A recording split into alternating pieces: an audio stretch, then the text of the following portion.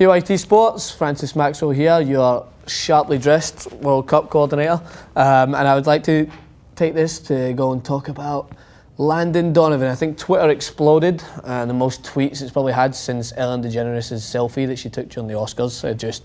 It went mental, as we would say in Scotland. Landon Donovan left out of Jurgen Klinsmann's World Cup squad. What do you think about it? Well, with me being very opinionated, of course I'm going to have to give you my opinion. I mean, what's the point of tuning in if I'm not going to talk about it?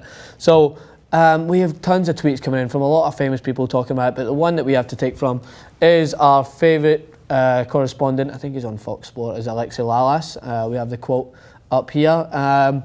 He came out and said, again, life isn't fair and soccer isn't fair. A World Cup roster isn't about form, merit, history, it's simply a coach's preference.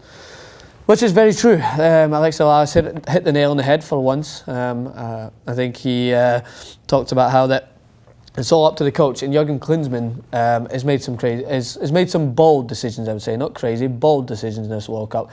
I do not technically agree with this one of leaving out Donovan, and here's why. The World Cup is a huge competition about holding it together and being a well-structured formation, but also about experience. If you're an experienced player in the World Cup, as I always talk about Pirlo, he's had a World Cup under his belt and he came back in 2012 to the Euros, another large competition, but he was amazing in that World Cup. Zidane in 2010 was considered past it, but he was experienced and managed to lead France all the way to the final before his notorious headbutt.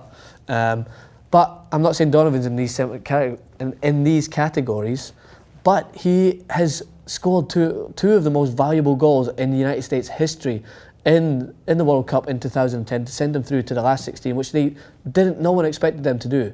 So to leave him out of this competition, to bring in another guy who I can only call as a nobody, I'm sorry, I think Davis was the guy they brought in instead, to bring him in and leave Donovan out, who for the morale of the country is without doubt going to hinder them all. I'm not saying that he's at the same peak as same form he was in 2010, but he still knows where the net is. He knows where the goal is. He manages to get himself in the right places at the right times. He can bring him on for 10 minutes in one of these group stages games against Portugal or whoever to try and sneak a goal. To leave him out, for me, Jurgen Klinsmann was pretty foolish.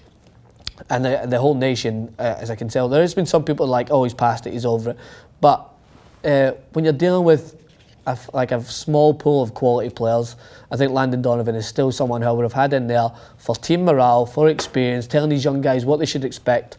I mean, people are like, oh, well, he should be a coach then. But no, he's still got it in him to try and put in a couple of goals here and there. So, Jurgen Klinsmann, I think you need to go back to the drawing board and barricade your doors, because I think half of the United States is ready to knock it down for Captain America to make his way back into the squad. So I couldn't have this show without touching on this subject. So please give me your views. I would love to hear from them. Tweet me at Francis Maxwell. Please respond on TYT Sports. Let us know, because this is one thing that I'm not as sure about as what I have been on others. So I would love to hear. But sorry, to finish up for me, Jurgen Klinsmann needs to rethink a few things we could do with the old experienced dog in there. Thank you for tuning in.